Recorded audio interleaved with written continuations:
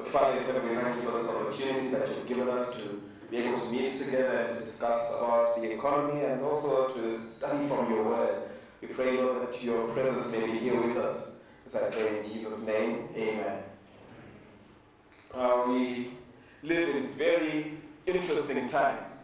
And when I was asked to speak at this Business Excellence Forum, I was wondering what I'm going to share with people. And sometimes you wonder, how do you speak to people? What exactly are you going to say? And remember thinking about the situation that we've got in the country. And what I've noticed a lot in Zimbabwe is we live a lot between hope and disappointment.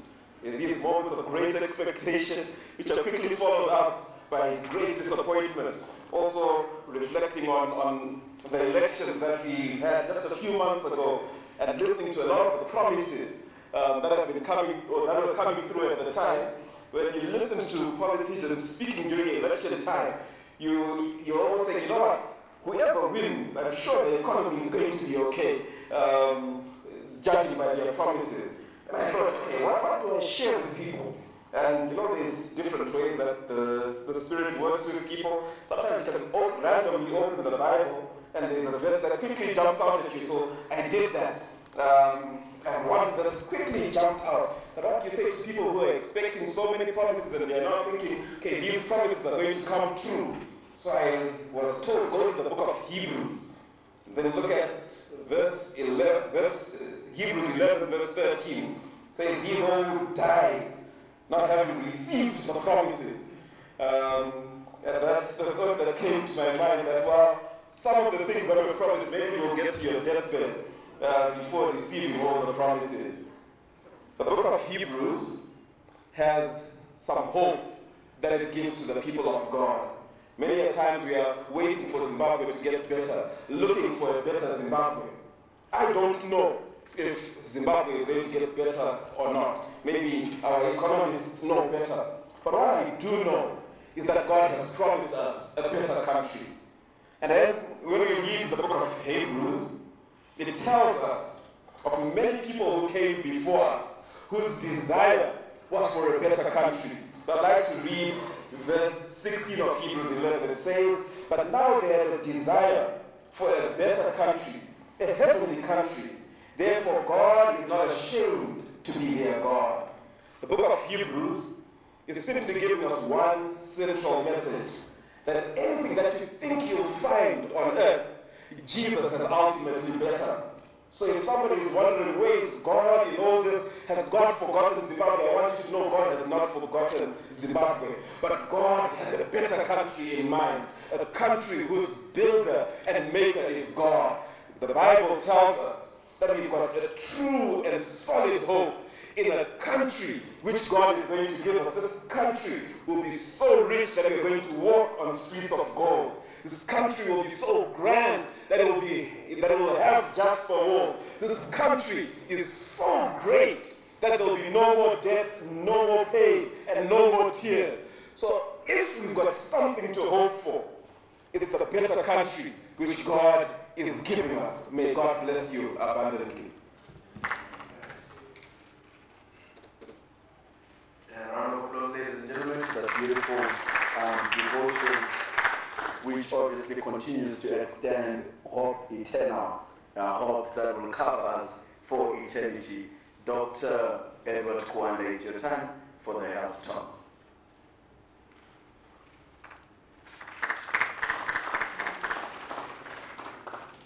It's amazing when you're given 5 minutes to present and you're used to present for 5 hours. So, good evening, ladies and gentlemen. Prospects for 2019. My thinking is, all of us have a body, and in this body we reside since the day we were born till this date.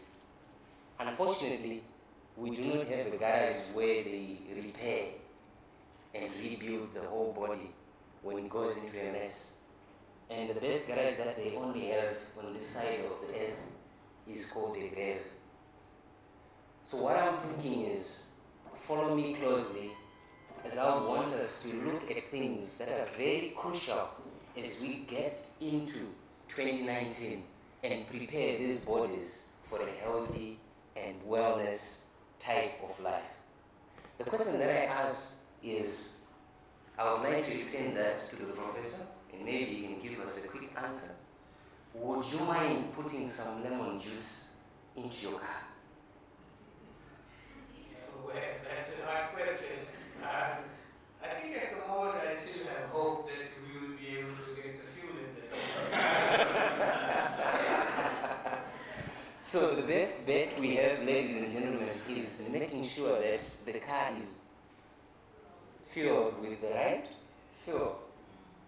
One day, I saw a gentleman in a hysterical mode. What had just happened a few weeks ago is that he had gotten diesel for a petrol car. Recently, he just parked and he got into the shop quickly, so they fueled it with diesel, and this was a petrol BMW. And imagine what will happen to us if we do the same. So what I'm asking us to do is, can we please take care of these bodies that we have with the right fuel, with the right inputs in our minds, and with the right stuff emotionally. So let me get to business quickly. Number one, I believe human beings should drink the most precious liquid on earth, which is called water. Right in front of you, you have a bottle. And I understand that your brains make up 85% of your brains is made up of what? Water. I actually used to laugh at my grandmother. In our vernacular language, she used to say, and I would be happy and excited saying, Granny, you are telling me the truth, you are not actually scolding me. So, thank you if you honor 2019 by drinking enough what? Water. The greatest challenge that we have these days is things that look like water, but that do not quench the thirst. Things like soft drinks, fruit juices and stuff like that. These will never replace water in your body. Actually, they tend to dehydrate. Most of the problems that we suffer from, or that we call a doctor for, are caused by dehydration. Let me give you a few examples. Terrible headaches. Sometimes it's just because of what? Dehydration. Sometimes we have stomach issues because of what? Dehydration. Sometimes we struggle with acids because of what? Dehydration. The best thing that you can do to your body is to keep yourself hydrated. We used to know the notion that says 2 liters of water per person per day, isn't it? That's if you are like me, 60 kgs of weight. If you weigh more than that, please drink more water. I'll give you an example. It's 2 liters that you lose per day if you are 60 kgs by weight. But if you are 90, you lose 3 liters a day. If you're 120, you lose 4. If you're 150, you lose 5. So if you drink what you lose per day, you are just replacing what you are losing. If you drink less than that, you are clinically dehydrated. The second thing that I would ask us to do is to prevent the new type of smoking. This disease is so terrible. These days we sit more than we walk. There's somebody who had wisdom when they said, do not eat if you do not exercise. Please, I'm not calling you not to eat if you don't what? Exercise. I'm urging you and pleading with you that you must do some form of exercise that make you sweat before you sweat with the disease. Let me repeat myself, ladies and gentlemen. Do something that makes you what? Sweat. Before you sweat with what? With the disease. Why? Because it's not necessary for us to keep sitting until we are in the same type of mode as a person who smokes. Okay? So keep active. What are the things that you can do for exercise? You can walk, you can jog, you can take a ride, you can actually do the steps instead of doing the elevator. You can do different things to keep you what? Active. For some, we have workplaces where you can work while standing. It's better than sitting, but do not do it the whole day. Too much of exercise is also what? Dangerous. The second from last thing that I'll emphasize we need to work on is our diet. The professor answered us rightly and said, do not put lemon juice in your cars. And please avoid taking things that are harmful to your diet. And I will only talk about one. Forgive me if you work in this industry, but I need to tell the rightful truth. Sugar is not food. Sugar is a good poison. Eating it is just as good as committing a slow suicide. So if you think you're doing yourself good service, avoid refined sugar. Eat wholesome sugar. So when I say sugar, don't dismiss every type of what? Sugar. I just mentioned the good types of sugar that you need to take. And I have an indication that my time is up. So I'll go to the conclusion. So what do we take instead? Pure sugars like honey, fruits, dried fruits, raw fruits, fresh fruits, and alternatives to sugar like molasses, you can use them, and other sweet fruits and vegetables. These are things that we can use alternatively to sweeten our tea, our food, and eat wholesome foods. Last but not least, we are a nation that is following a neighborhood nation next to us called South Africa. You have seen one very fascinating thing in South Africa is almost everyone is obese. Have you ever observed? Okay. Now what comes with that is normally by eating refined foods, we are becoming a nation of fast food. Every corner is a fast food restaurant. Good for that. Why? You eat quick. But remember, when you eat refined foods, you are not getting sufficient nutrients in your body. And what happens is you are not feeding the rest of the body with good what? Nutrients. Most of the time, we are just intoxicating ourselves with things that are used to preserve the refined foods. So eat wholesome.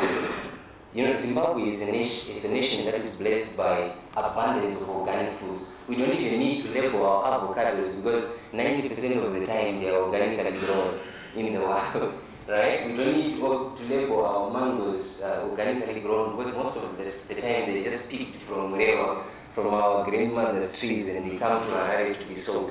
So don't worry about whether it's organic or inorganic. Eat mostly raw, fresh food.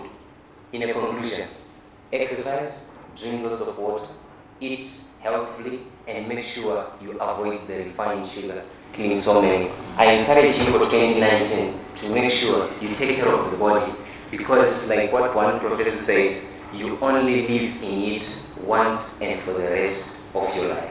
Thank you. So, Doctor, you are forgetting certain things here. A round of applause to that beautiful man. For the record, I just finished drinking 2 glasses of water. So I think I'm set for the day, and I would like to make a quick request that please, because of the lesson we just had, keep the streets safe. I'll see what to do next month. I'll make a plan for them, isn't it? I'll make a plan for them. Thank you so much, Doc, for that one. We will speak to Holiday Inn. The next time when we come, they should put some dates, isn't it? Days for us, and dried fruits or things like that. And maybe some, yeah. Okay. I'd like, ladies and gentlemen, to take this opportunity to introduce to you our guest of honor, the guest speaker this evening. And our guest speaker is Professor Ashok Chakravarti. I said it right, Prof, is it? Okay, so I'm now proud. I'll say it with confidence. Our guest speaker this evening is none other than Professor Ashok Chakravarti, and he will be speaking to us, ladies and gentlemen, on the state of the economy and recommendations. We are obviously not speaking of any other economy, but our very own economy. He will be speaking of the state of the Zimbabwean economy and recommendations still on how to be able to manage the economy that we are living in the year 2019. Ladies and gentlemen, a round of applause as Professor comes to the podium. Let me quickly say as he speaks, please, if you happen to have any question or something you need to ask, note it down. Once he is done, we'll get into a quick question and answer segment before we go home. Prof, your time. Thank you very much, Mr. Facilitator, and thank you very much, Victor, for inviting me to this Business Excellence Forum. It is indeed an honor for me to be over here. So just to say a couple of things about myself very quickly before we start on the presentation. So I've been around since 1980, so I guess I'm one of you. I can see my old friend over there. Is that Mapondera? So you see, we have some of the Sekurus around here. It's not only the young people. John, nice to see you. Yeah. So I basically spent a lot of time in the United Nations and worked with them all over the world. And then I retired some time ago. So for the last few years, let's say from around 2009 or so, I was teaching at the University of Zimbabwe at the Department of Economics. And then from about 2014, I was involved in various initiatives to provide economic policy advice to the government of Zimbabwe. This is from 2014. So a lot of people used to call me Mugabe's economic advisor, which was absolutely not true, because I had never met the ex-president or have ever given him any advice. But anyhow, I suppose I used to make a lot of noise in those days as well, so the newspapers had to say something. But more recently, in the last couple of years, I have been more involved with government in something which is called the Ease of Doing Business initiative under the Office of the President. That has been happening for about 2.5 years now. And more specifically, we had various working groups, which were multi-stakeholder working groups, to bring together the regulators and the ministries and the private sector and the stakeholders. So I was particularly involved in two groups. One was to do with the mining sector. I was the coach of the mining sector working group, and I was also involved in the sector which was to do with the promotion of exports, export policy. So I've been doing that for a couple of years. In the mining sector, I think our high point was to try and get the artisanal miners, or the makorokozas as they are called, to be legalized and to be given actual proper mining permits. So there was nothing illegal about their activities. And that is very much on stream. The current mining amendment bill, which we have revised, is in front of Parliament. And as soon as it's revised, the small-scale miners will also be receiving permits for a very small fee, $10 or something like that. So that's the kind of work that we were doing. So that's basically it. But today I speak to you as a private individual, as an economist, with no commitment to anybody, and I don't currently work for anybody, private sector or public sector or anywhere. I just write papers on various subjects, I give presentations, and I provide advice to those people who are willing to listen, whoever they be. So in this particular case, this presentation is really an adaptation of what I gave to the Parliament of Zimbabwe. I was invited by the Speaker and of the Parliament, Advocate Mudenda, and also the leader of the Senate, to give a pre-budget presentation, which we had in Blawayo. And this is more or less the same presentation that I gave, although I made some amendments. So it was good because we had all the MPs there, and we also had all the ministers there, so they had a good chance to listen to what I had to say. Some of them were happy and some of them were unhappy, but that's how the policy dialogue goes ahead. So without further ado, please feel free to ask me questions after the presentation. If after a specific slide you want a clarification, you can ask a question, you can put up your hand. I'm used to lecturing at the university, so you don't have to wait 3 hours before asking a question. Okay, so feel free, but if there's any specific clarification, otherwise if it's a discussion, we can have it later. Right, so let's move forward. If you can, Victor, let's move that in. So, I have actually put this up because this is a slide that I put up in 2015, 4 years ago. And it's relevant even today. What I'm happy to see is that the current finance minister in his transitional stabilization program and in Vision 2030, they have adopted this. So 4 years ago, nobody listened to me, but maybe somebody is listening now. So if you look at economic growth in the transitional program and in Vision 2030, our economic growth rate is projected to be 9%. We'll come back to that in a minute. High levels of investment, food self-sufficiency, resources for health and education, social safety nets. And what I want to emphasize is that Zimbabwe can very easily achieve all these goals. The key message that has come out of those countries that have developed successfully, and we have all the developing countries, many of them particularly in East Asia, but also some in Africa. In East Africa, for instance, Botswana, Ghana, they have developed successfully over the last 20 to 30 years, and they have succeeded because of the last line. All is needed, it's not all is needed, is good macroeconomic policies and management. So a lot of people think that development is to do with resources, that you have to have a lot of foreign aid and you have to have a lot of investment, you have to have a lot of money. This is absolutely not true.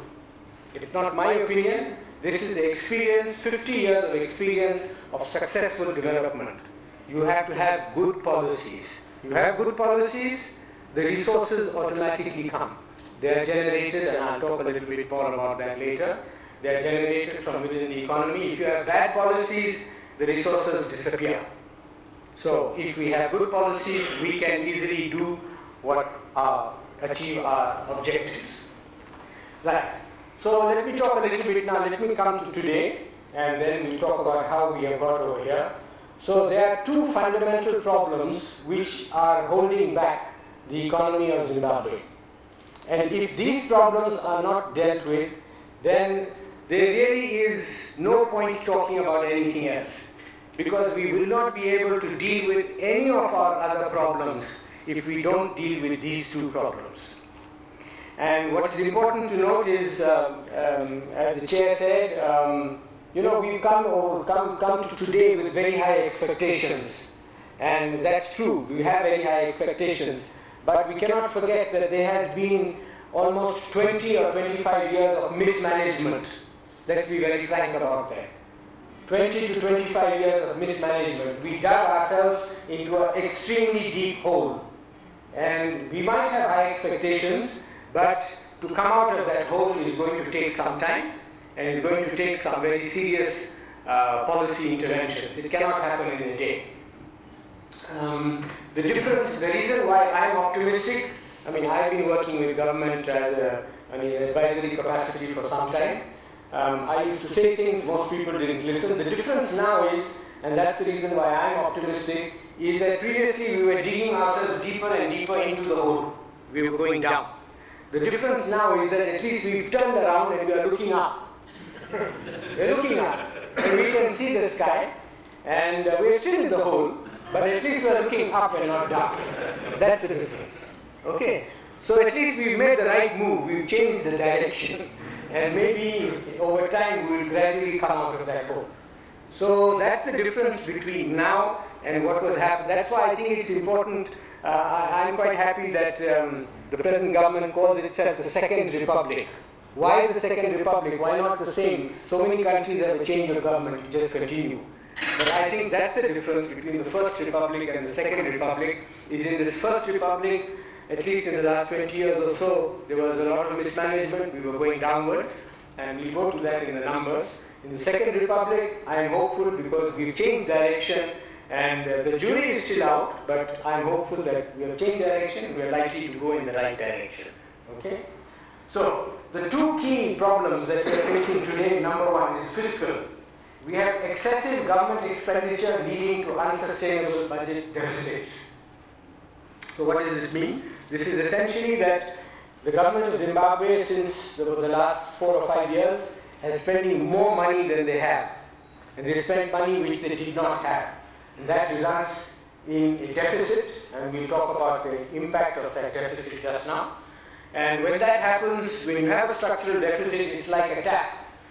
You know, you have a tap of money which is just flowing into the economy, and that disrupts everything. It's not possible to have any development when you have over expenditure of that kind. many countries in Latin America and even in Europe, Greece, you heard of Greece, went bankrupt a few years ago. And the reason why Greece went bankrupt was because of government over expenditure and the fiscal deficit. So even European countries can go completely bankrupt.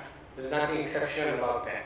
So we more or less went bankrupt as a result of government over expenditure. So the first issue that any serious government has to tackle if they want to sort out Zimbabwe's economic problems is to deal with the budget deficit and bring it down to as close to zero as possible. So that's the first point. The second issue is a monetary issue that comes second, which is that some of you might be a little bit shocked by this, but the reality is that dollarization as a monetary system is not a sustainable approach over a long period of time. The reality is that there are only two countries of the world which have successfully dollarized over a long period of time. One is Panama and the other is Ecuador. So they've had the use of US dollars for a very long time. And the reason why they have succeeded is because those two countries have got a special relationship with the United States banking system and with the United States Treasury. So what it means is that they have a direct relationship with the US banking system so that they can get a supply of dollars from there whenever they have a deficit of dollars. Okay? So dollarization over a long period of time can only succeed if you have a regular supply of dollars. Now, if you don't have a special relationship with the US banking system, the other possibility is that if you have a very big balance of payment surplus, which means that your exports are much more than your imports, right? So you're earning a lot more foreign exchange than you're using to import. If you have such a big difference, your exports are much more than your imports, then you can still have a supply of exports from your own earnings. Now, if those two conditions don't hold, then dollarization cannot possibly be a success, and we must not be, we must not misguide ourselves. The bottom line is that Zimbabwe does not fulfill either of those two conditions. So dollarization is not a possibility for Zimbabwe. I know there's a lot of move towards re-dollarization at the moment, but it's in my view that in the next 6 months all this will disappear, and we are going in a different direction, which I will be talking about. So we have to sort out this problem relating to dollarization, because our current situation where we have no cash, no currency, no foreign exchange, it's not a sustainable or a happy situation. It's not a situation which can go on forever, it has to change quickly. So that's the monetary phenomenon which has to be dealt with. But it cannot be dealt with if you have a budget problem. So in those terms, I am in full agreement with the current finance minister in terms of his emphasis on the budget. I will talk about some of the measures that he has put in place. In my opinion, of course, he has not gone far enough. And I will talk to you about what I believe more things that he should do. But he has started the process. The previous Ministry of Finance was just spending with no limit. Okay. And one of the problems, of course, was that the previous two finance ministers were lawyers. And I'm an economist, so whenever I had an argument with them, I would always fail. Because you can't beat a lawyer. My wife is a lawyer also, so I can.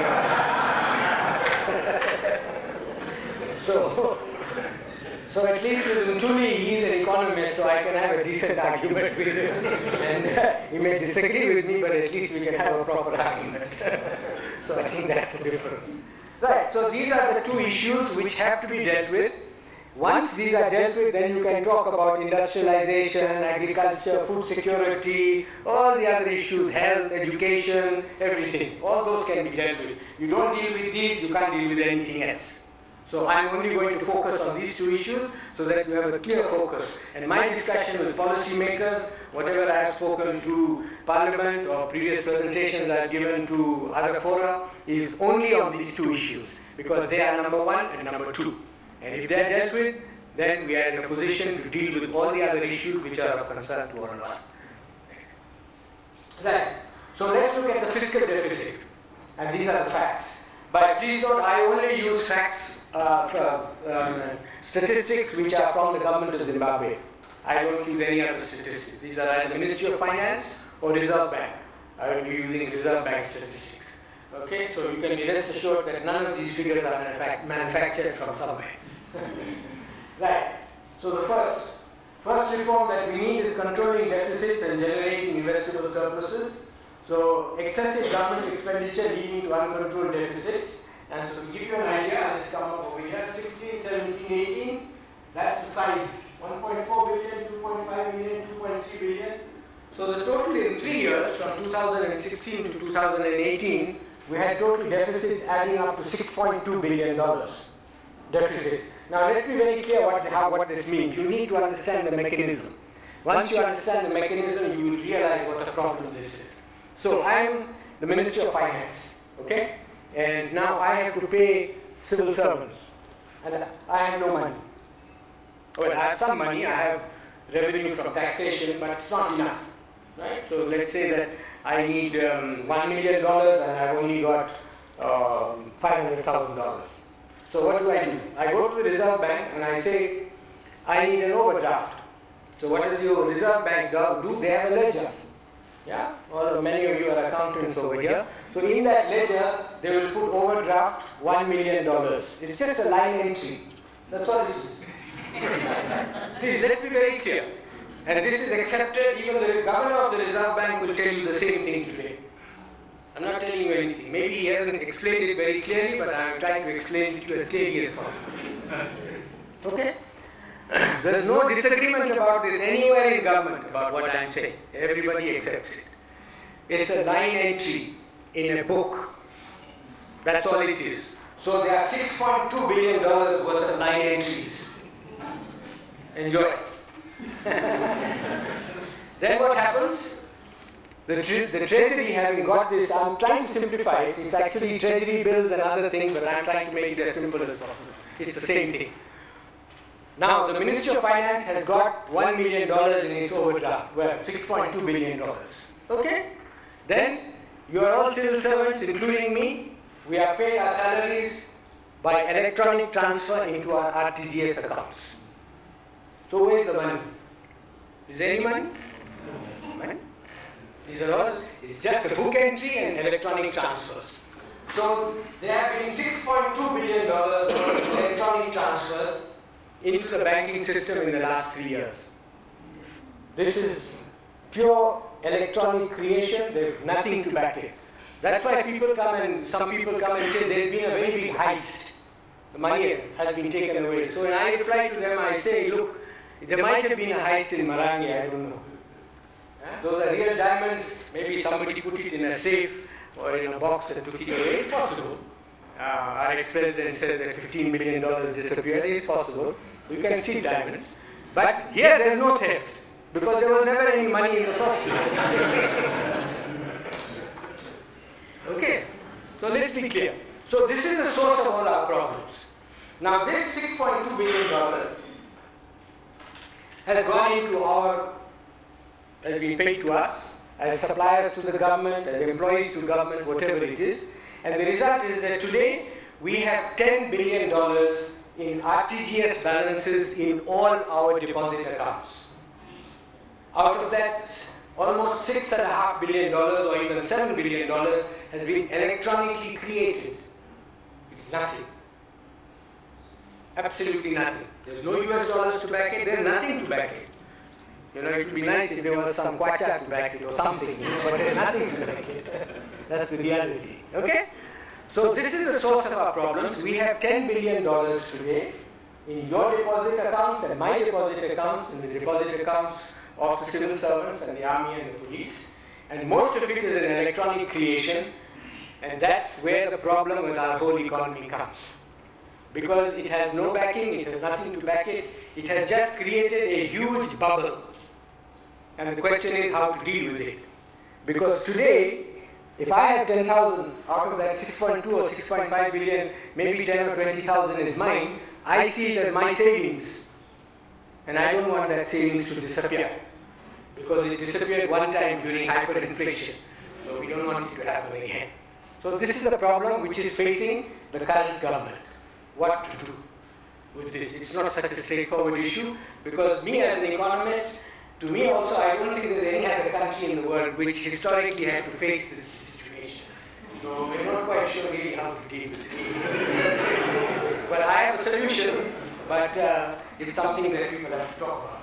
So, I think the good part of it is that Ministry of Finance and the government of Zimbabwe realized and accepted. If you look at even the State of Nation address by the President, he also talked about the fiscal deficit. So they're not only talking about it, but the Ministry of Finance is now doing something about it. That's what I mean, that we have turned around and we are looking up.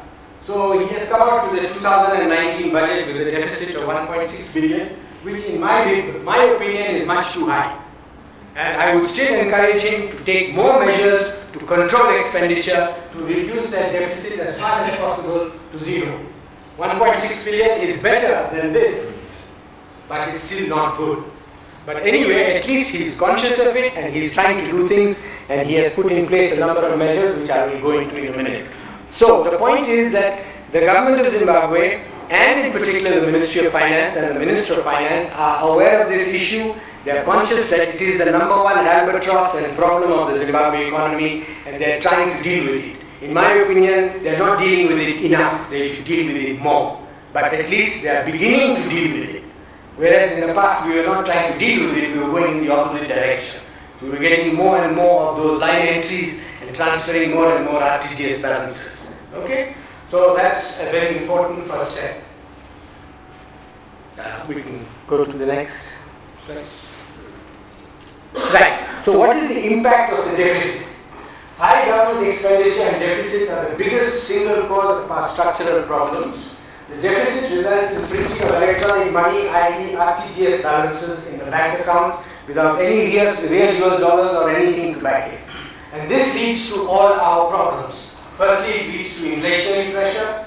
Secondly, because what happens is that if this money is maybe a line entry in the Reserve Bank and in Treasury account number 1, but eventually it has come into your account and my account, and I want to spend it on my family and myself. I have to eat, I have to put fuel in my car, I have to pay my school fees, I have to do all those things. So I spend, right? And some of those goods are imported. So what it has done is that it has increased the demand for all those things by $10 billion. So what does that do? It creates inflationary pressure because there is no production to back it. It's just money which has been created. Just because I have $1,000 in my account doesn't mean there are goods in the market which will be able to meet that demand. And if the goods are not there, then prices are going to go up. Okay?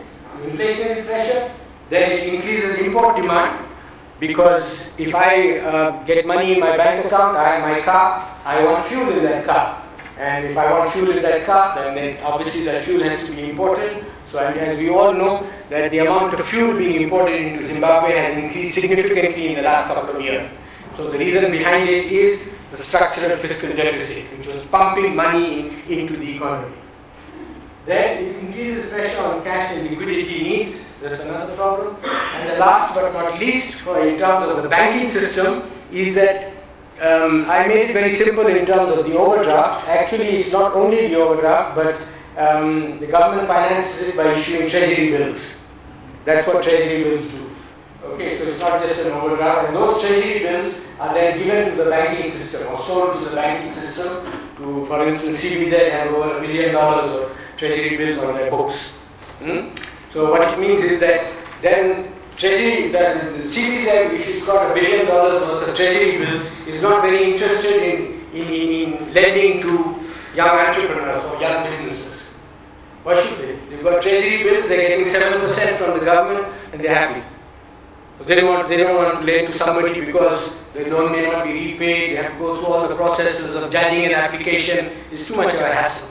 Just simple, buy treasury bills from the government, get your 7%, they pay it back to you, and the treasury bill is redeemed every 6 months or 12 months. It's easy banking business.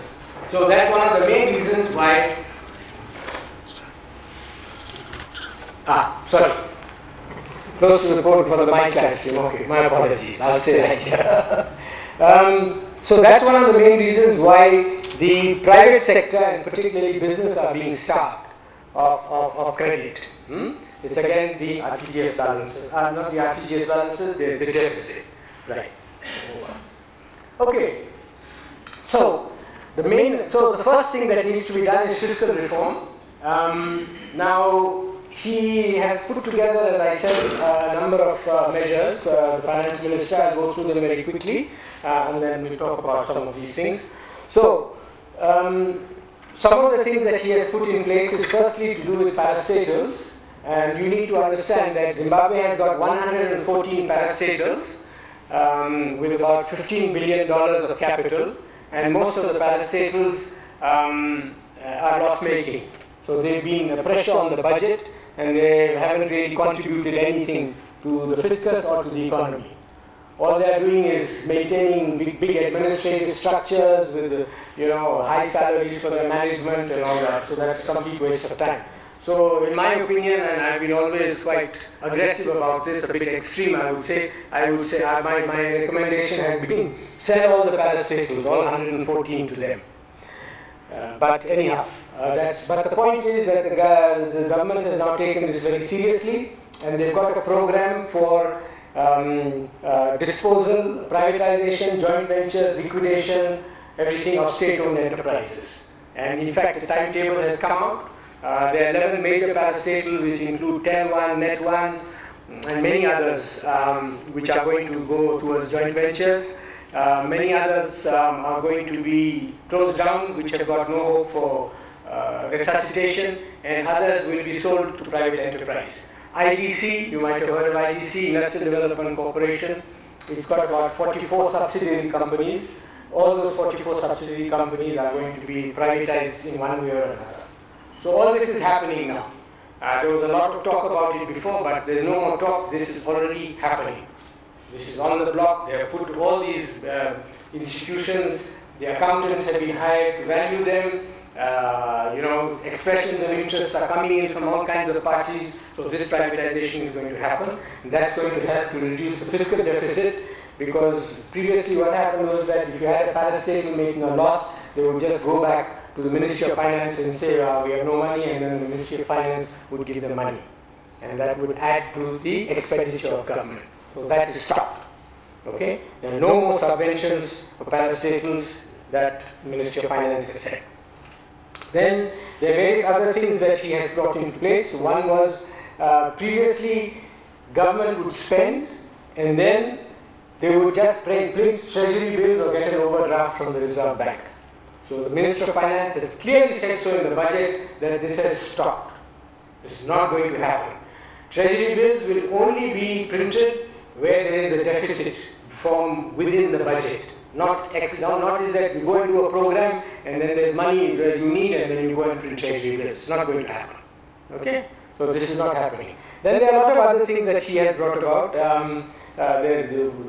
are other things like reduction of travel expenses, review of fuel allowances, curtailing acquisition of vehicles, then rationalization of foreign missions, etc., etc. There's quite a large list of things. We can only hope that the government has the political will to carry this through. But let me tell you, in terms of his budget, they're all there, and he's quite serious about it. You see, one other thing that used to happen in the past is ministries used to just spend.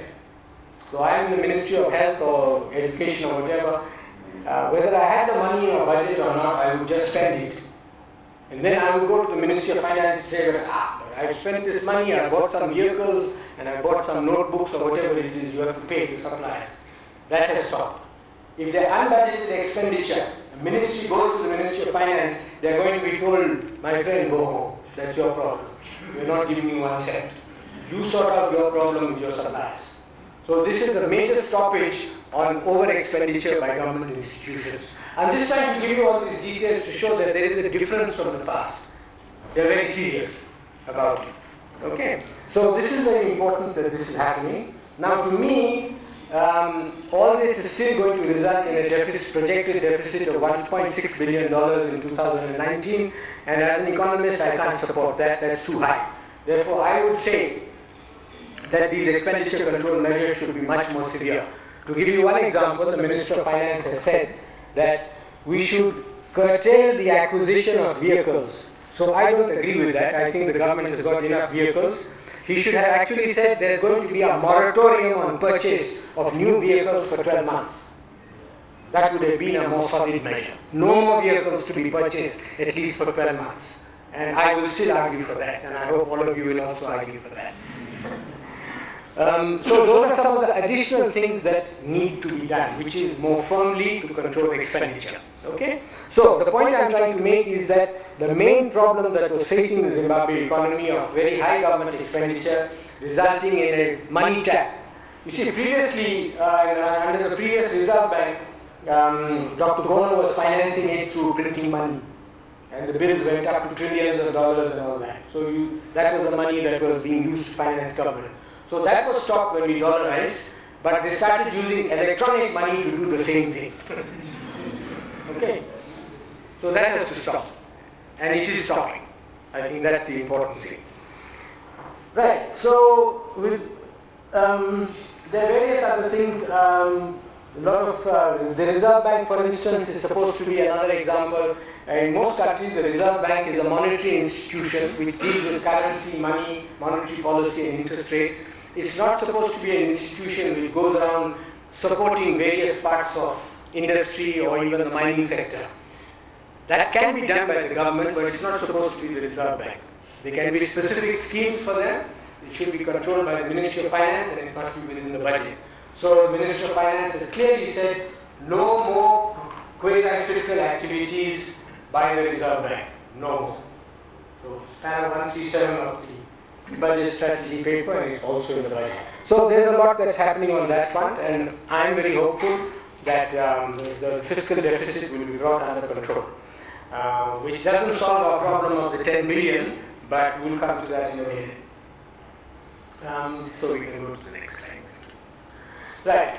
Now this table is a little bit complicated. Yes, sir. Before you go, can we just address that command like that? Yes, you can come back. Right. One before. One. No, forward. One more. Yes. Yeah, command exercise.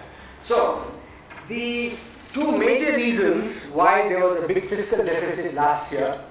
One was there was a 17.5% increase in the payment that was made to civil servants. 17.5%. The second reason why there was high level of government expenditure, which was off budget, it was not part of the budget, was command agriculture. About, I'm not sure, the Ministry of Finance has released some numbers, but it's about $1 billion, which was unbudgeted. So, yeah. So the idea is that now there's a lot of debate about command agriculture, and a lot of people argue, and it may be true, that it was very useful in assisting Zimbabwe to achieve food security. But its cost was too high, and it was unaffordable. So what is happening now is that although the scheme is being continued, I understand the government is being assisted by the World Bank also. They're giving them advice, is to make it a more sustainable financial model, which is that you don't have the money just being paid out on inputs in that way, but there will be more involvement of the private sector, the buyers themselves. So for instance, in the case of maize, I think the grain millers will be more directly involved in financing. In the case of cotton, it will be the cotton producers or the cotton millers will be more involved. So the idea is that by direct involvement in the private sector, the burden on the government will be reduced to the minimum. And there is some amount for command agriculture, but it's now in the budget. It's not something that they can just, there's a specific amount for the Ministry of Agriculture, which is for command agriculture in the budget.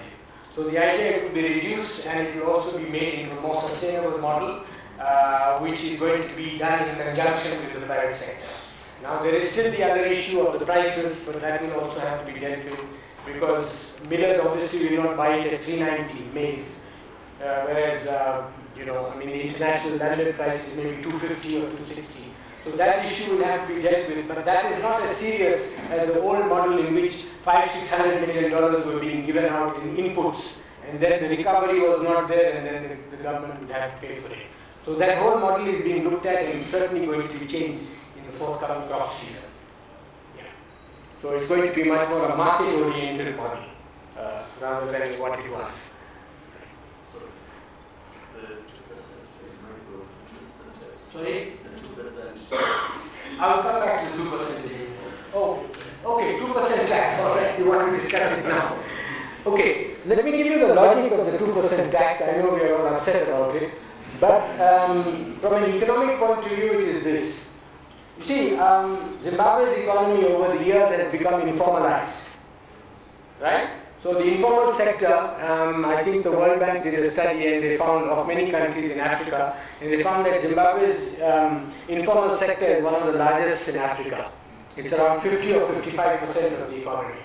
Now the problem with the informal sector is that they do use the services of the state. So whether you're in the formal sector or the informal sector, you use the roads, you use the educational system, the educational infrastructure, the schools, primary schools, you use the health system. Okay? But the informal sector doesn't pay any tax, and it's extremely difficult to tax them. Very difficult. So the issue is it fair that all this government expenditure should be borne by the formal sector? Because if all the taxes, like for instance, our tax GDP ratio at the moment is around 24, 25%, 23 or 24% of GDP. Okay? That's a proportion of tax to our total income. Now, if you see that 22 or 23% is coming all from the formal sector, which is half the economy, that means in effect, if I am a formal enterprise, I am paying double. About 44% or 45% of my income is going towards taxation. That's what it means. So the argument is that it's not fair on the formal sector to be bearing the burden of 100% of the tax burden of the economy, while the informal sector is also getting some benefits. So that's the logic of why many countries, and Zimbabwe is not the only one, we have it in East Africa, all over the place, have put, and this is an easy tax to collect, it's mainly a tax which is on transactions.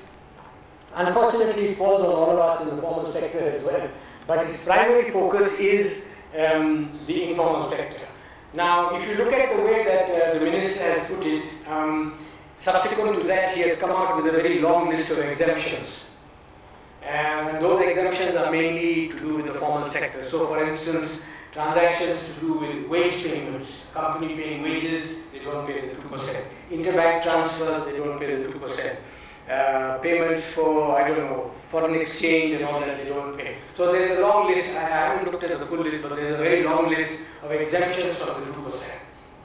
But the logic basically is that the informal sector has to pay something.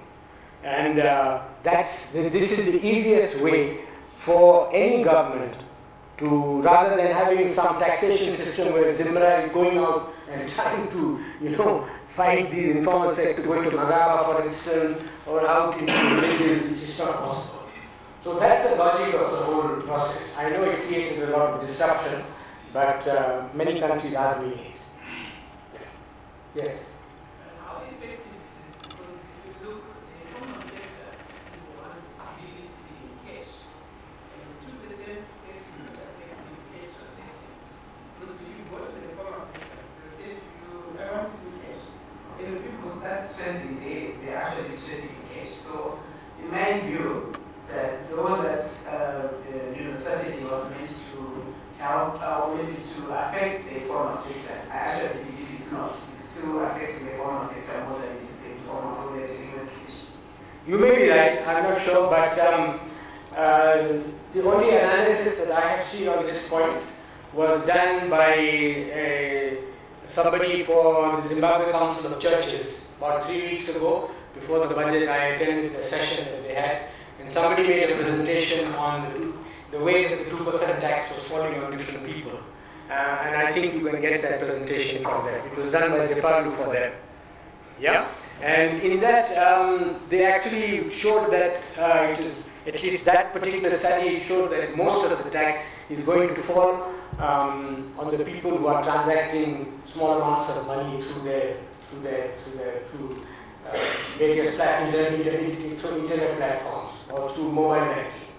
It was not the formal sector actually is their estimate was that it will raise about $1 billion a year, but out of that $1 billion, something like 7 or 800 million would come from the informal sector transactions, from small transactions. That's what this analysis was. So it is going to fall on formal sector as well, but most of it is on that side. Yes. You have a speaker? Microphone. Just to quickly add to that, there is 5.6 million registered users of mobile money, and that alone can tell you that the 2% is not breaking the good money. Absolutely, that's very true. So I think that, yeah. One is a bit different. It's attention number one. To your point, number one is the that acceleration of the restructuring of the state-owned enterprises. You said that most of them, maybe they owe the government, maybe over 90% of the debt is owed to the government.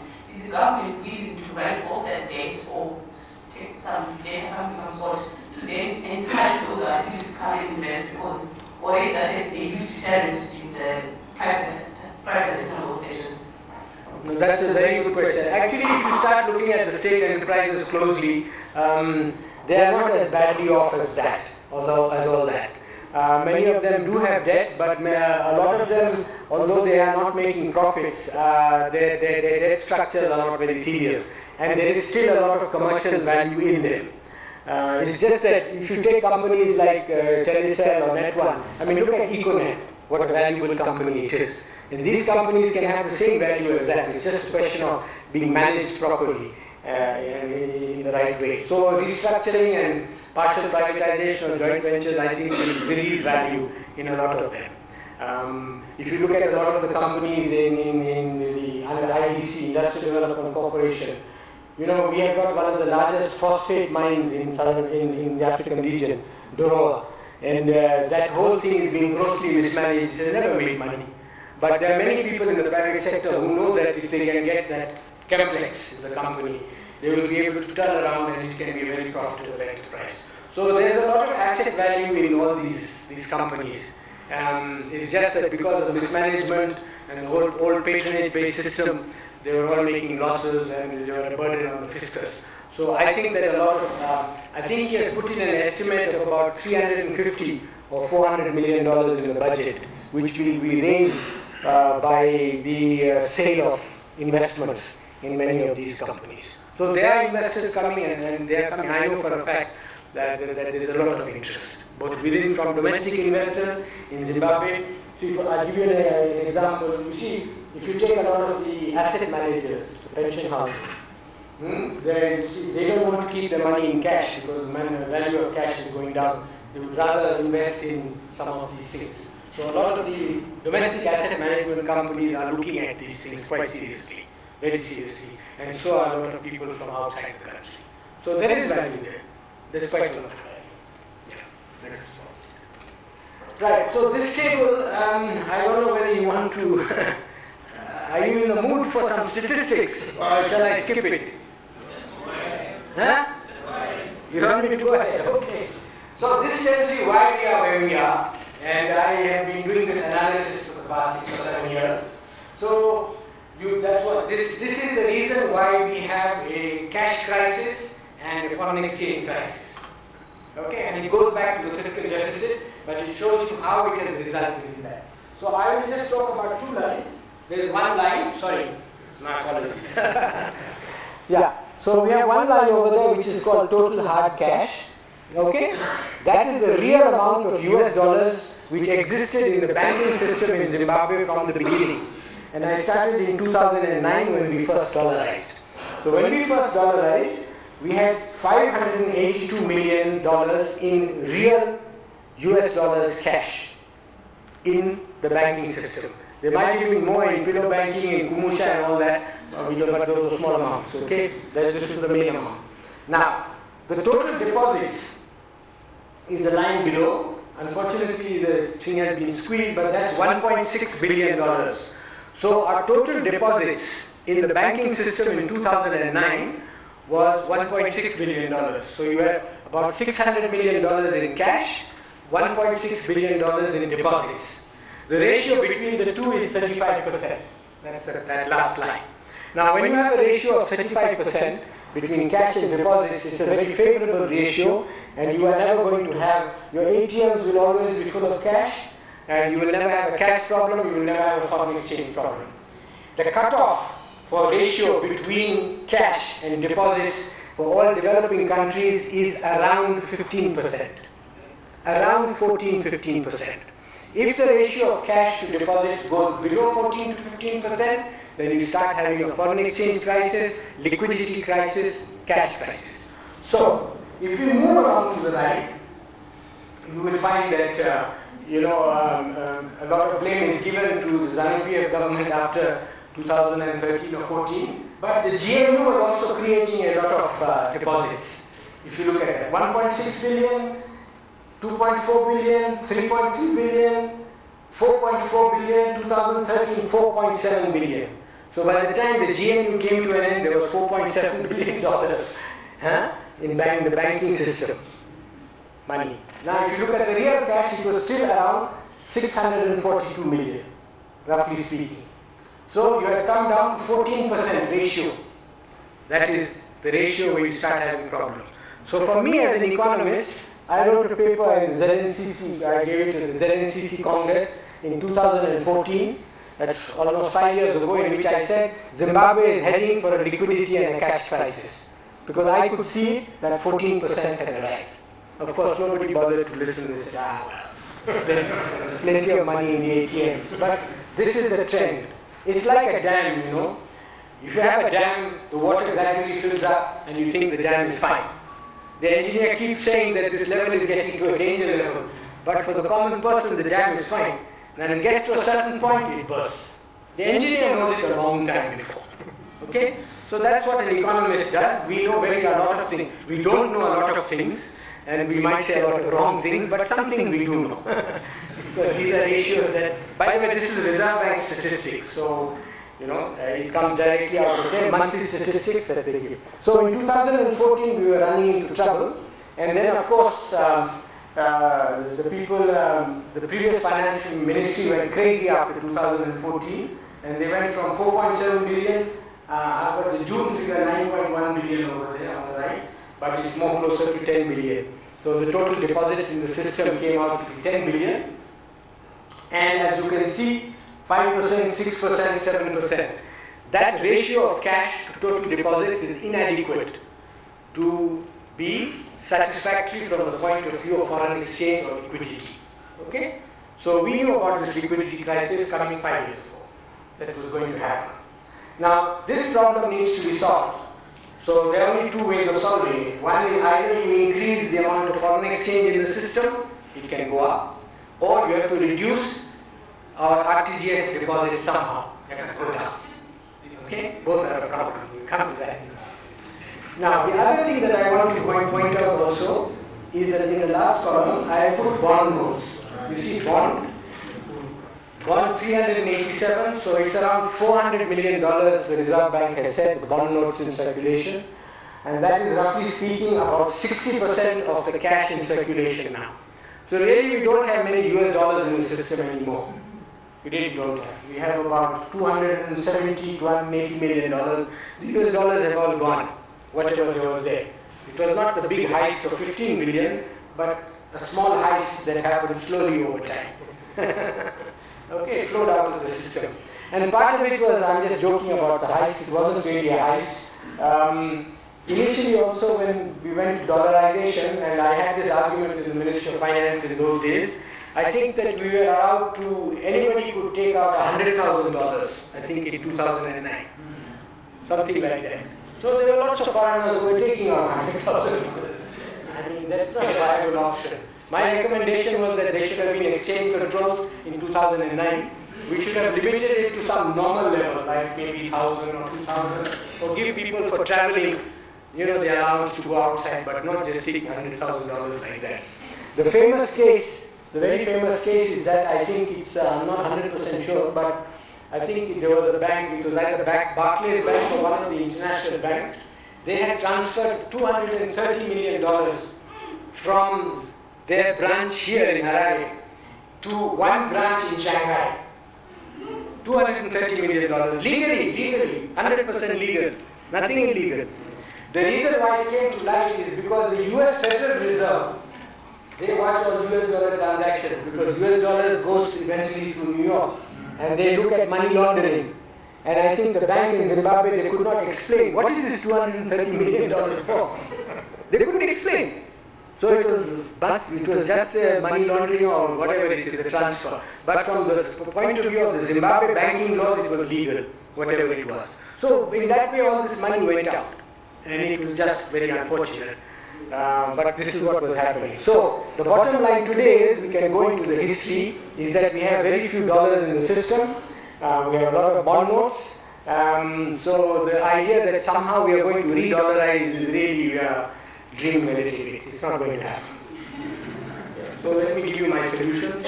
So that basically shows you in statistical terms why we are where we are. That table is taken from the monthly statistics of the Reserve Bank, which they release on a monthly basis.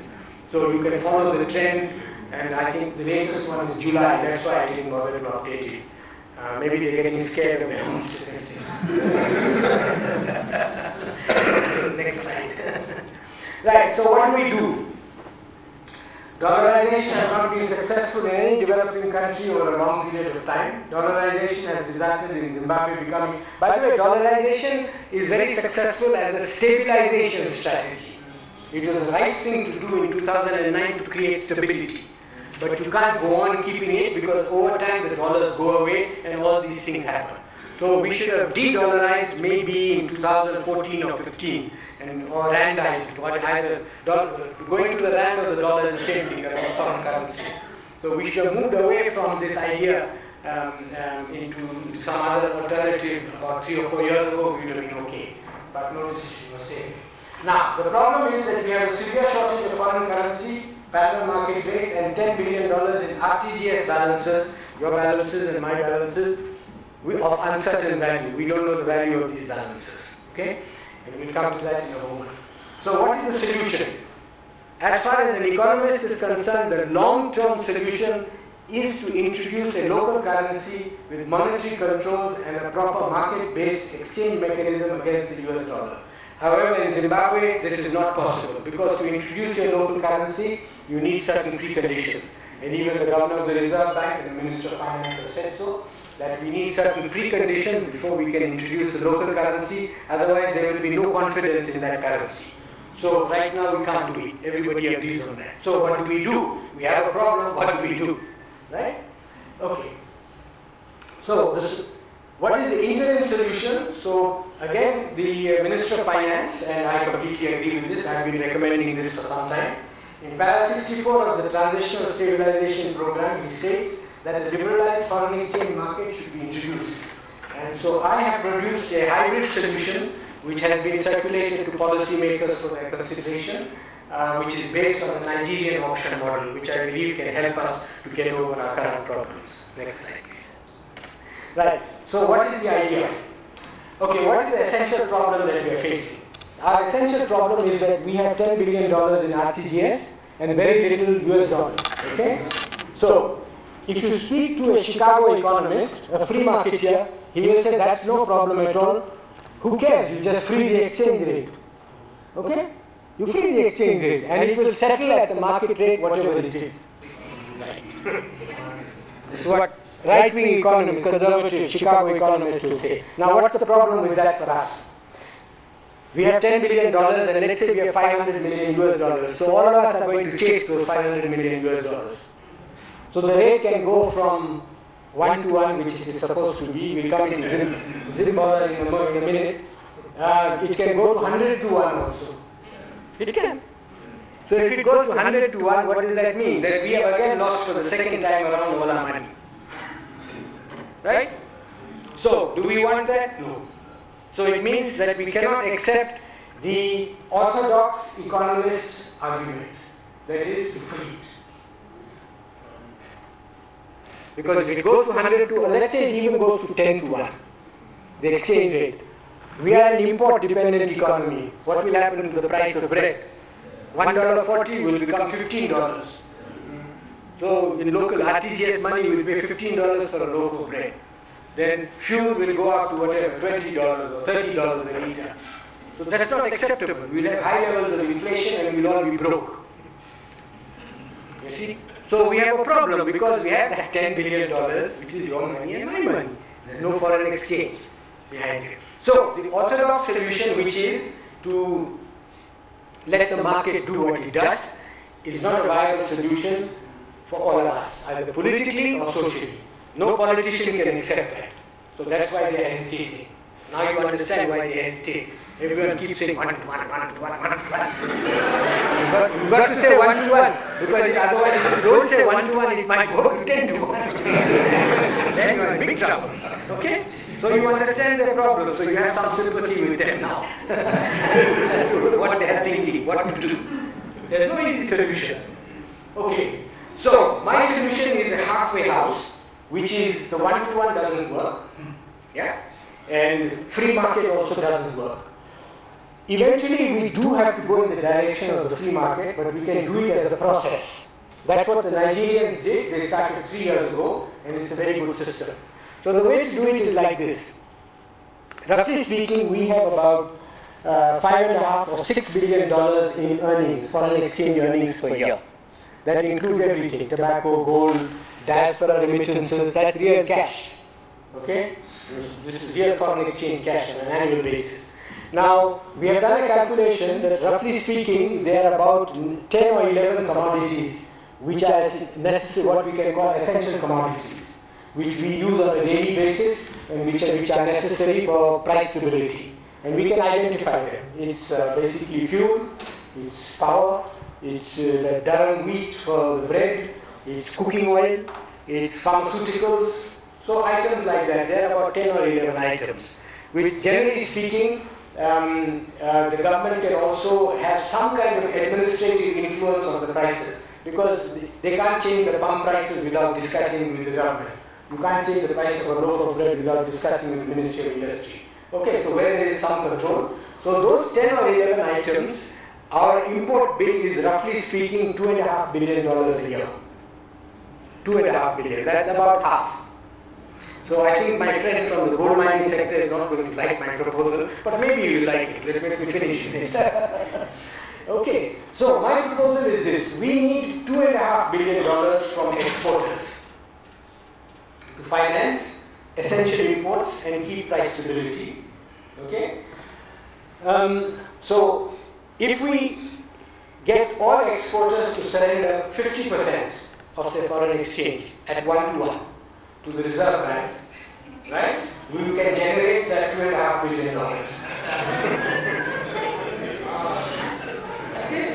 And that can be used, and by the way, we're not talking mismanagement and corruption, there has to be a proper allocation system also.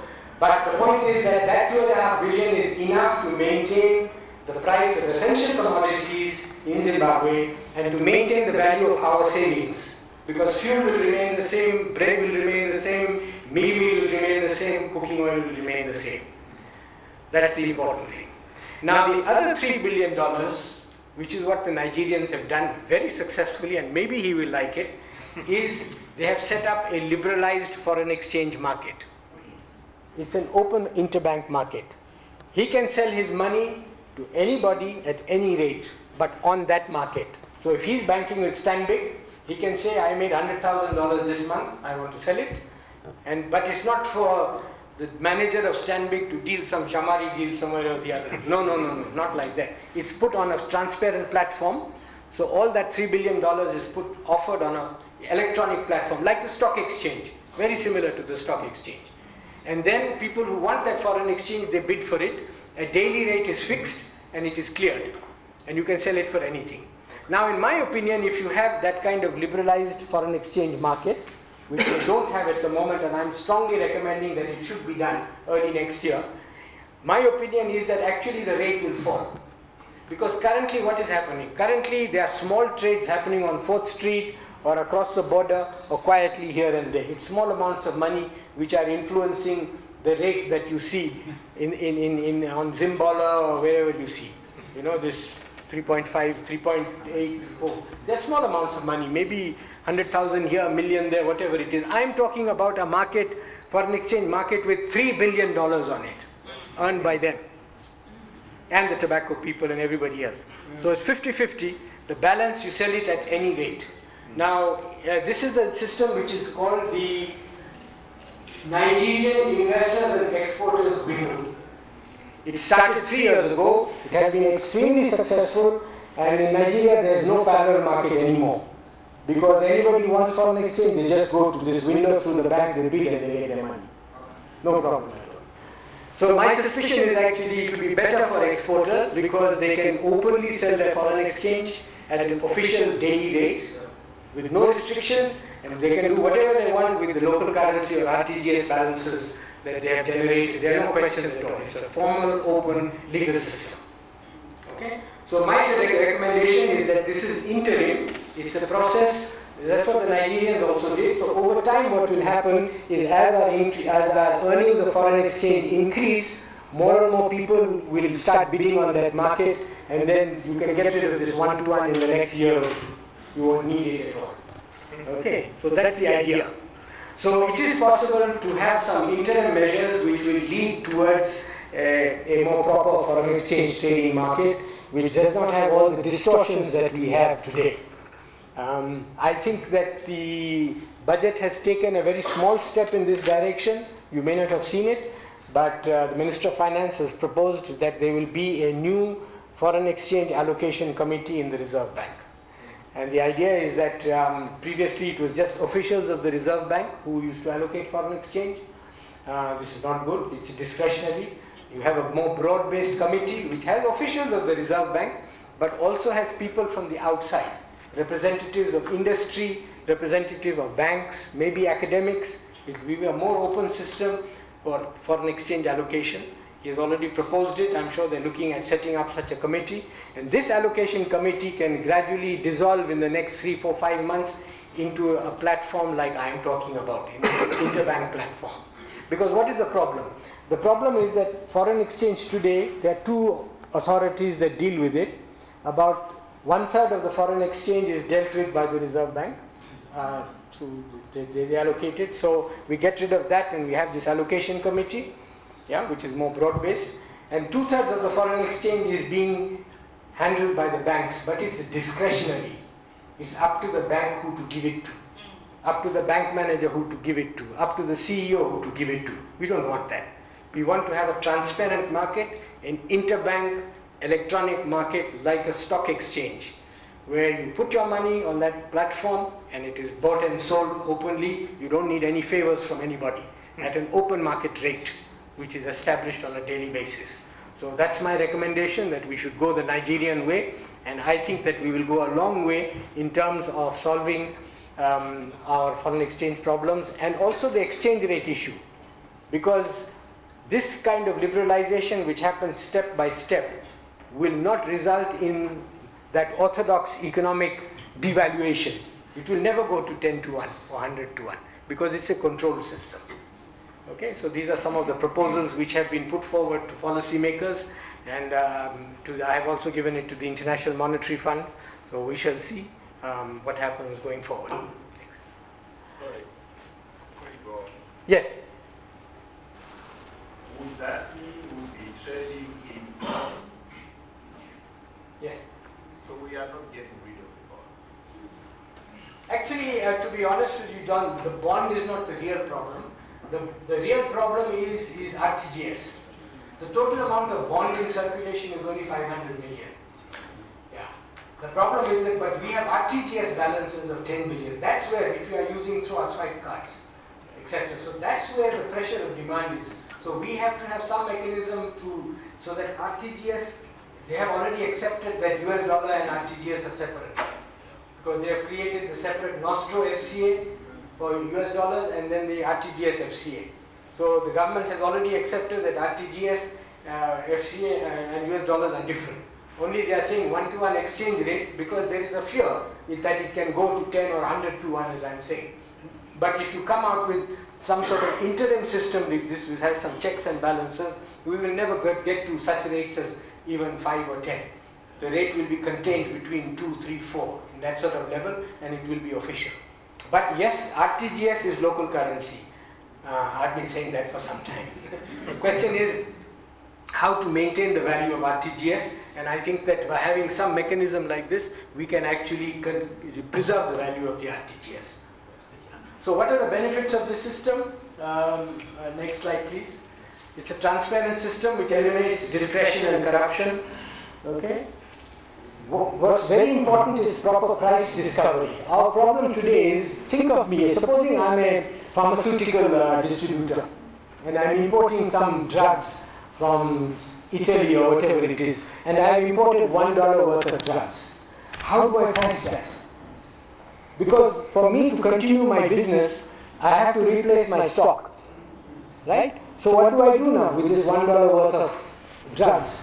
Do I price it at 1:1? No. 2:1, unlikely. 3, maybe. 4, more likely. 5, very likely. 6, most likely. Isn't it? Because I'm trying to be cautious. If I price it at 6:1, I know that I can rebuy my $1. So the result is, if you don't have a formal, open, official, legal foreign exchange market, then prices go out of control, because everybody is being cautious about the manner in which they're selling their foreign exchange.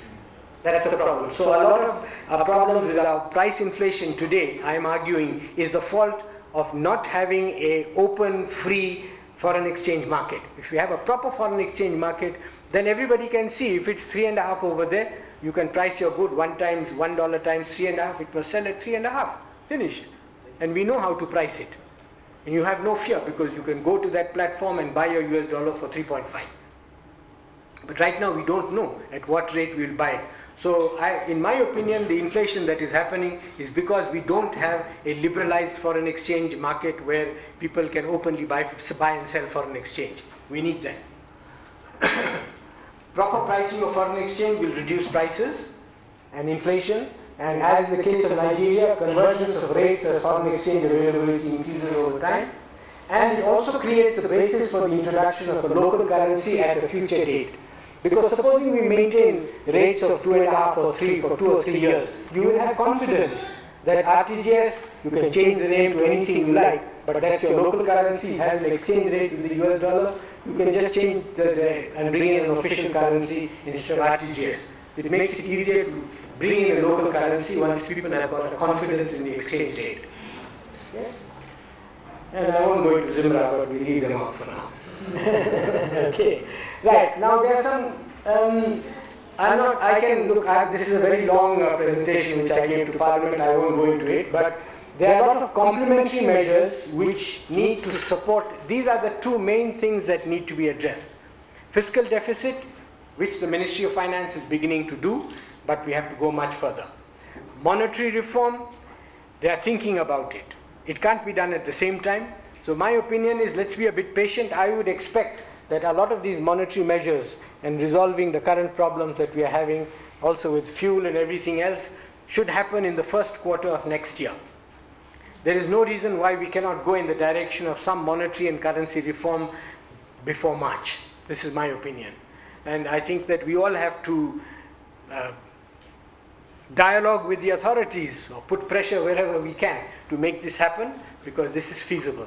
So hopefully by March we will be in a much better situation, both in terms of the fiscal side and the monetary side. Once those two have been dealt with, we can talk about a lot of other things, including diaspora policies, informal sector policy. You see, I don't agree that the government of Zimbabwe has no informal sector policy. Their only policy is send Zimra to grab them and register them. This is not a policy. Okay? Because if the informal sector is 50% of the economy is not going to grow unless they grow. So they must have a proper policy to grow the informal sector. There's nothing new about it. It has been done by many countries. You have a proper enabling environment to promote the informal sector, not to just formalize them. I am totally against the idea of formalization of the type that is talking about. No formalization. Let them grow. They will formalize on their own as they grow. That's the right way to go. That's informal sector. You can go to the next slide.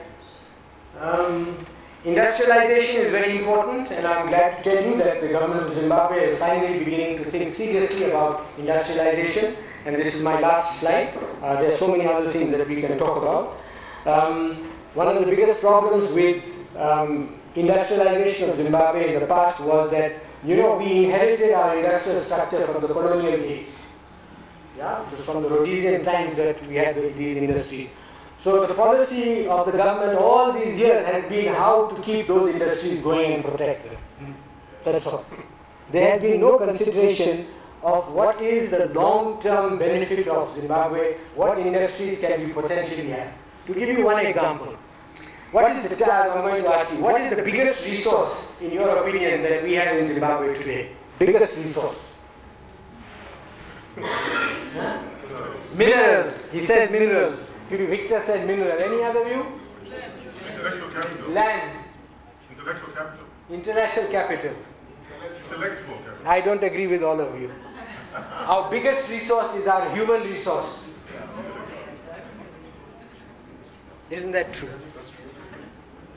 Human resource is the biggest resource of Zimbabwe. Compare it to any other country in the region. Now, if that is our main resource, then our industrialization should be based on human resources. We should be talking about human resource-based industries, ICT, technology, telecoms, finance. I'll give you a very good example, health. Health in Zimbabwe, how do we look at it? It's just hospitals to provide us with services. That's not the way we should look at it.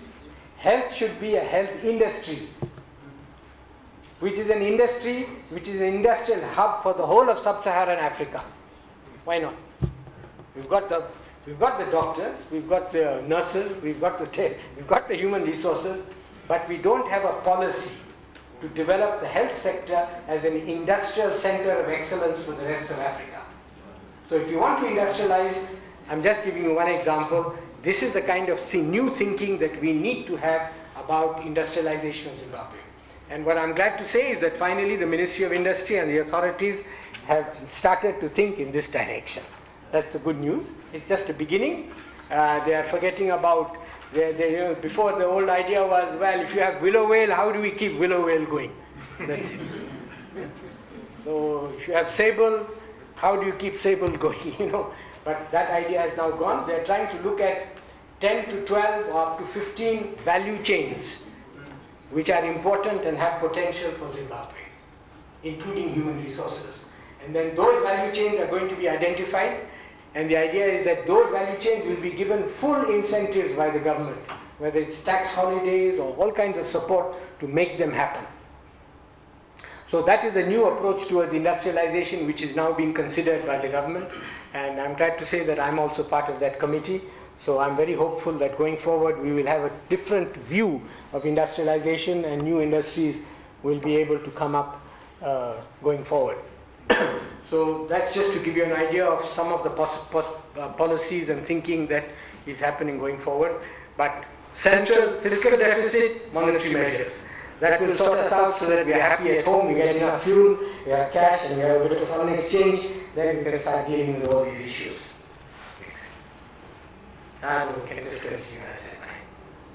Next. God bless Zimbabwe. Thank you.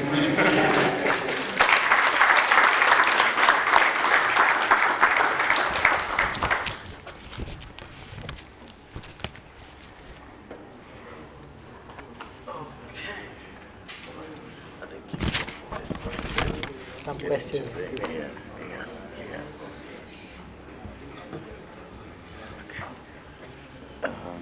If you may borrow me your mic. Further questions? Okay. Another round of applause, ladies and gentlemen.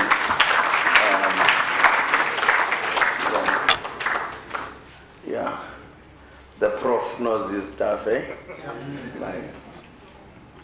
Thank you so much, Prof. We really have been enlightened, and well, some of the myths we had in our heads, some of those things are beginning to be diluted, isn't it?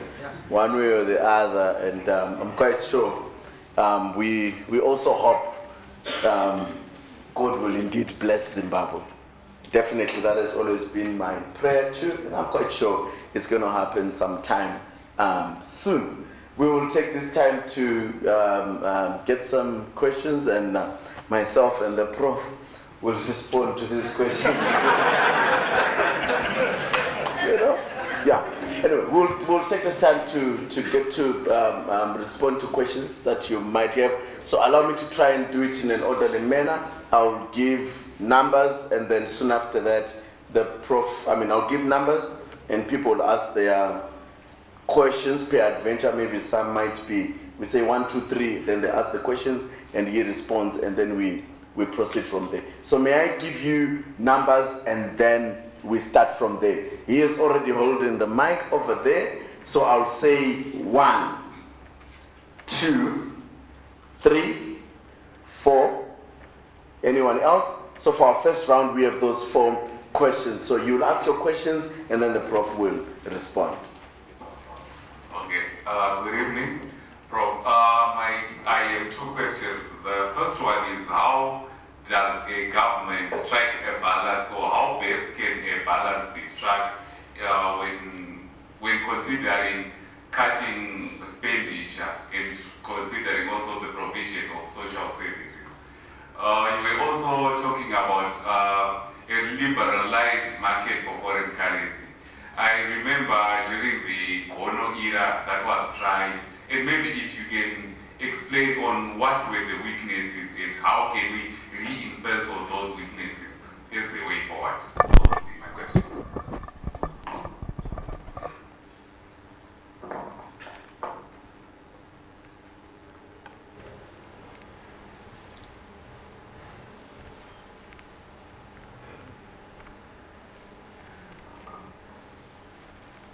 Thank you. Not so long after our national independence, I was tasked by government to look at the way how the Smith regime had been able to survive the economic sanctions. And I was able to look at the history of the whole industrial strategy of Rhodesia from 3 years before UDI up to 1980. And this business of foreign currency allocation was very key to how they succeeded. And it was so crucial that Smith had to attend those meetings every Tuesday afternoon after the budget, after the cabinet meetings. So what used to happen was that captains of industry represented their sectors in identifying the value chains that were critical in the application of the limited foreign currency resources which they were experiencing at that time. I get very worried when I hear about a committee sitting at the Reserve Bank of Zimbabwe deciding on how scarce foreign currency resources might be allocated. On what basis would they be able to reach such decisions without a real understanding of the industrial value chains to which this short currency should be applied effectively? Thanks.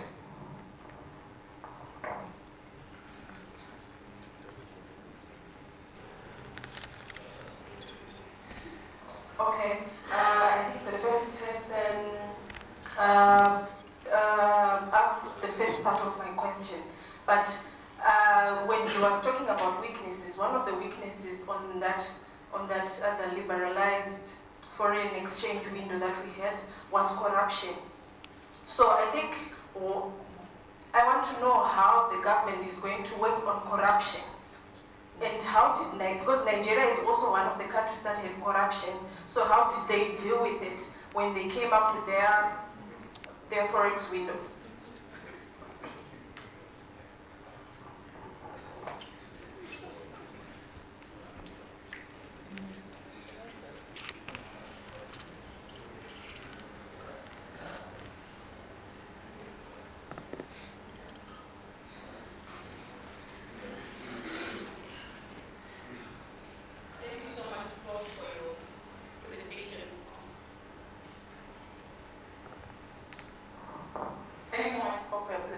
It's so sad that the bond notice is possibly staying a bit longer.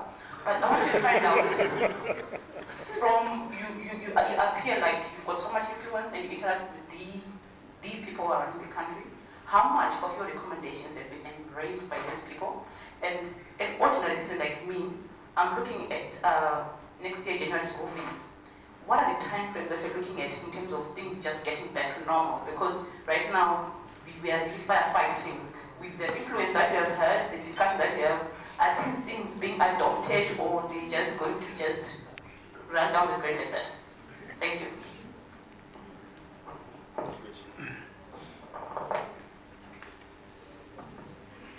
Okay, so let me take these 4 questions. The first related to social services and expenditure cuts. So I think one, just to give you an idea of the budget, the IMF had done an analysis of the budget, and they found that 40% of the wages and salaries expenditure is actually allowances. So it makes it much easier then to reduce expenditure by dealing with allowances.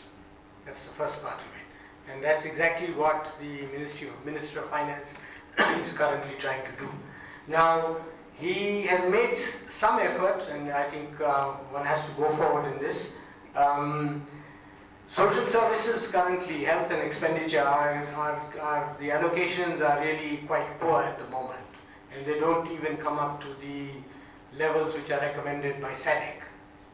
But I think the intention is that if we do have any savings in terms of other expenditure items, certainly the idea is to expand the social services, in particular health and education budgets.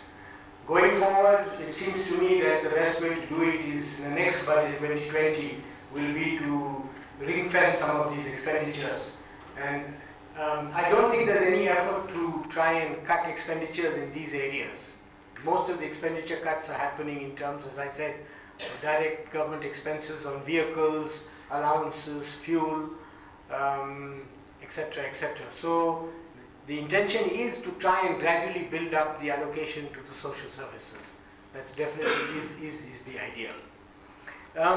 Liberalized foreign exchange market in the Gono era, I'm not 100% familiar with it. I know that the process was started, but the process was also aborted very quickly. You know, he started it and then he stopped it. And I think they came to a point where they were quite happy with the exchange rates at that time, and then it was just fixed and it was kept like that. See, what is being proposed here is not this kind of an ad hoc system. And that comes back to the question that John has also about foreign exchange allocation and the captains of industry being involved. See, what we are recommending over here is a 2-tier system. Maybe I'll stand up. What we are saying is that, as I said, 1/3 of the foreign exchange currently is being allocated by the Reserve Bank through this committee. Yeah. And so the idea is that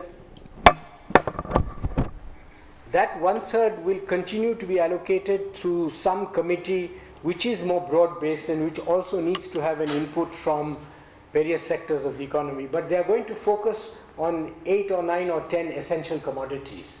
They're not going to be dealing with industrial raw materials and all the other needs that we have. That's the idea.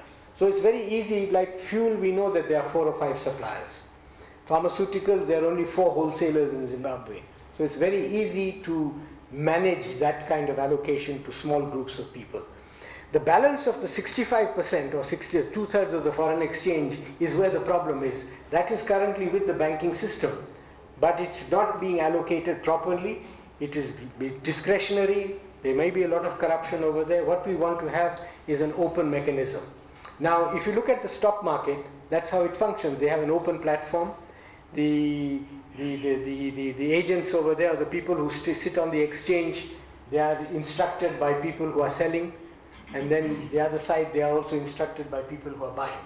And it's an open system. You can't, nobody has accused the stock exchange of any corruption. In Nigeria, it was the same thing. It's an open electronic platform. Everybody can see it. And they come out with a daily report. So it's not something which is hidden somewhere. It's an open electronic interbank platform. Everybody in the banking system can see it. It's not possible to hide anything. So if you have, say, Stanbic Bank, and the clients of Stanbic Bank have put up $10 million for sale, then it's put on that platform. It's openly known to everybody in the banking system that this 10 million is on the platform. And there's a transaction, there'll be a fixing, say, at noon. and then the transactions happen, and there's an end of the day report. So it's a very open system, and I have not heard of any accusations of corruption against the Nigerian system, because it's quite open. But that's where the 2/3 is where all the industry will come in, all the other requirements will come in. And so it's not as if we are going to have a system which is controlled by some people on a committee. No, we don't want that at all. Yeah, that's certainly the case. So that also answers your question of the corruption in the liberalized market. There really isn't scope when you have an open interbank electronic system, because it's a very open system. Now, time for getting back to normal. Look, as I said, I'm an economist, and I proffer advice wherever it is people are willing to listen. So I'm not sure to the extent people are listening or not listening. There are some areas where I was involved in the past where I could have direct influence, and we tried to do our best. For instance, I was involved in the mining sector, committee of the Office of the President. We did a lot of work over there, and I think we made some difference. Right now I'm involved in a few things like the industrialization policy. We will certainly do our best over there. But all these ideas are public ideas. They have been discussed in Parliament. They have been discussed in the Ministry of Finance. They have discussed in the IMF. So really it is for the chefs and the policy makers now to take these ideas, absorb them politically, and to think what is the best way forward. And I don't see any reason why, if we want the economy to settle down and we want to get back to normal, why some of these things cannot be. Maybe these ideas are inadequate. There are other ideas which are out there, which people have got, which are better ideas. But certainly I think that we need to brainstorm. I think one important difference, let me tell you, because I worked for the previous government in many committees, and this one, is that in the past there was no dialogue. And there was practically no dialogue between different stakeholders. So there was hardly any dialogue between business associations, ZNCC, whatever, SMEAs or the CZIs. I mean, the dialogue was very limited. Now there is genuine dialogue. And a good example of the dialogue is what happened on the 2% tax. Whether we agree with it or not, it was announced on a Thursday. The Minister of Finance announced it, and there were a lot of objections from the industry bodies. And they made their objections known to him on Friday morning. And by Friday afternoon, he had made a lot of exemptions. So that is very unusual in terms of decision making. All I'm talking about is the decision making process. Okay, there were objections that came from stakeholders, he took it, and they were put into practice. So my view is that if you look at what's happening on the industrial policy front, in which I'm involved, is a big change. The Ministry of Industry had its own industrial policy, which they've been going on regurgitating year after year after year after year. And people like me were saying, well, this doesn't make any sense. So finally they have taken it seriously. Not just me, but other people were also saying, the industry was also saying. So they've taken it seriously. They've said, okay, we forget about this old policy. We're going on about this. Let's start with something which is meaningful and new. That is reflection of a dialogue. That means the government is listening to what you're saying. They're sitting together with you, and they're trying to come to a consensus to move forward with better policy. So that, I think, encourages all of you to be more active. I was telling Victor over here, why is he not a member of the Zimbabwean Miners Federation? That is a representative body of the small miners. And when I was working in the mining sector group under OPC, I dealt with ZMF regularly. A lot of the ideas that we put into practice came from there. So we need people like him to go there and make noise. That's what we need. And so that applies to all of you. You have to become more active in your specific areas of wherever you are a stakeholder. And that's the way to go. Because your voice, through a larger grouping, I'm sure will make a difference in policy going forward.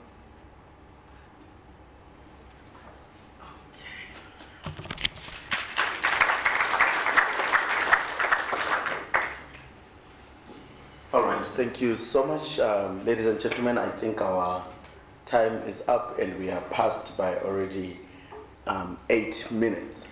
I hope no one will kill me if we end it now. But obviously, Prof, I mean, we can't end things without having a question from the MC.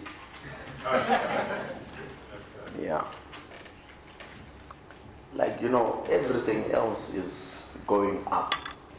But salaries are very stubborn. Why?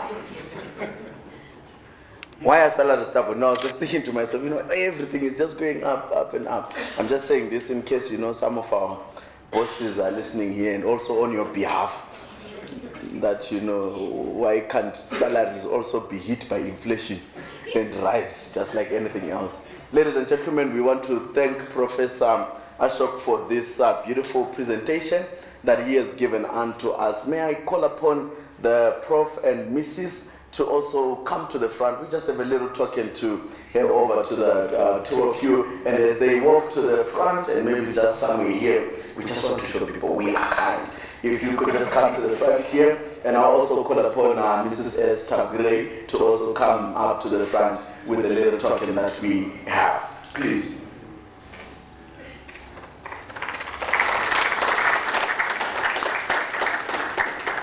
Yes, of course, the rest of us, we can indeed clap our hands, because that's the best appreciation we can give at this moment in time. Thank you very much. Thank you.